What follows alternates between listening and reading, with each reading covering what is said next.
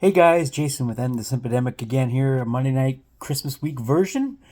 And I'm going to take a little bit of a veer of a different subject here on this one. And I want to talk about reality television for a moment here. And, I'm usually talking about men and women and dealing with trying to discourage men from being simps and things like that. But I just went kind of off topic because there are a couple of reality shows I actually enjoy watching, and I do have a take on them that probably really isn't all that controversial, but nonetheless, I feel the need to share it. And the short version of that is this: reality TV is not reality. It's not exactly scripted, but the plot is set. And one of my long-term favorites, of course, is Hell's Kitchen. And I think the thing that I've always said in comment sections on Hell's Kitchen clips on YouTube is this: Hell's Kitchen is not really a cooking competition. It is a soap opera with a little bit of cooking thrown in. And it's pretty easy to see where I'm coming from with this one, but cooking is just the method upon which they build their scripts. It's not a serious cooking competition.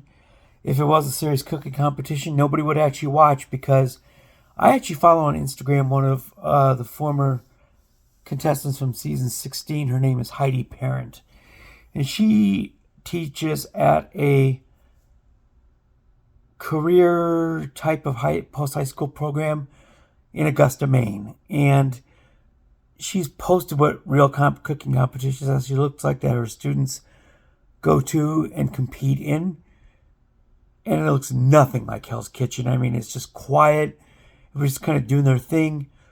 They're cooking food like anybody else would in the kitchen. And ultimately it gets judged. And, the judges announce the results. It kind of looks more like kind of a chili cook-off more than anything else. But a real cooking competition would be really boring, and it certainly wouldn't attract anything close to a national television audience. And that's why the show is what it is. There's another YouTuber by the name of Flynn Masters. He has content about Hell's Kitchen, and I think I've mentioned this in his comment sections before too, and that's,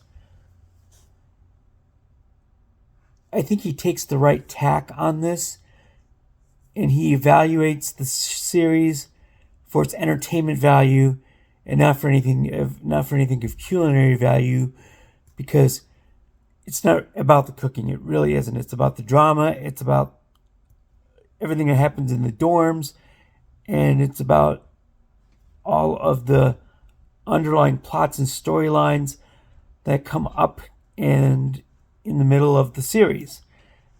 And it's not actually about cooking itself. If it were, it would look more like Chef Parent's series of videos. And again, like I said, nobody would ever watch that.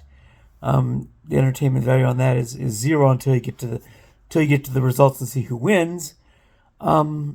Somebody countered my argument on that one by saying that, well, what about Chopped?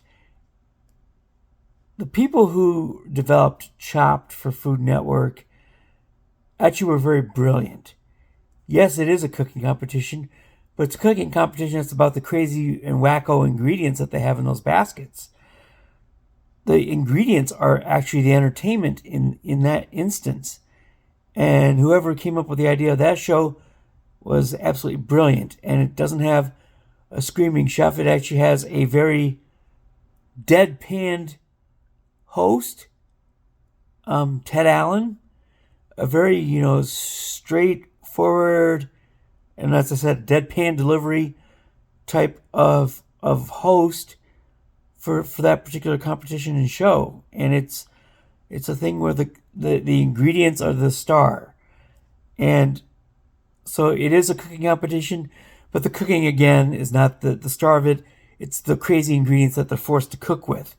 And so whoever invented that cooking competition did a brilliant job, because it's not just about the cooks and the chefs.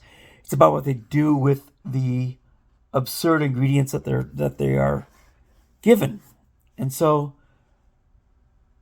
reality TV is not real. It's all done as an entertainment venue. And the one reality show that I am aware of where that particular subject and my subjects, as far as men and women in relationships is concerned, would be either The Bachelor or The Bachelorette. And again, all you have to do is take a look at the results of that particular show, and you will see that it's not about the relationships. In fact, the relationships that come out of those shows, of course, are built on basically a lie.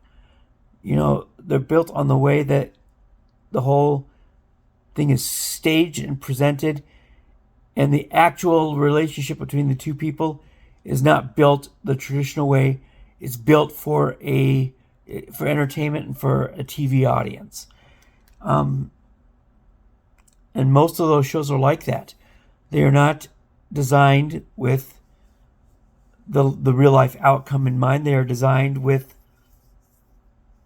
entertainment in mind. Another show that comes to mind on that one is Kitchen Nightmares, with the same guy as Hell's Kitchen, of course, Chef Gordon Ramsay. And that show, again, it's like, how many of those restaurants actually have a good outcome? Bar Rescue with John Taffer is another. How many of those businesses come out of the process better than they entered it? And the answer is a shockingly low percentage of them do. Because it's not about saving the restaurant or the bar. It's about entertainment for the masses. So, as I mentioned at the top, reality TV is not reality. Got to be careful about that. You got to, if there's a content creator out there that's analyzing these shows, the proper way to do it is for entertainment value and not for real life outcome, because it's not designed with real life in mind. It's designed to entertain a national TV audience. And that is the whole purpose of the shows existing. So, I could go on and on and on, because I could think of a lot of shows where that is the case. But I'm going to also say here real quickly what my favorite ever reality show was. And it's one that not very many people watched. I mean, I think it reached an audience of maybe 2 or 3 million an episode. And it was done back in 2001, I believe it was, by Sir Charles Branson, who is the founder and the king, if you will, of the Virgin Business Empire. And his show was called The Rebel Billionaire, Branson's Quest for the Best. And it was a whole bunch of younger people who competed through all these insane challenges. And they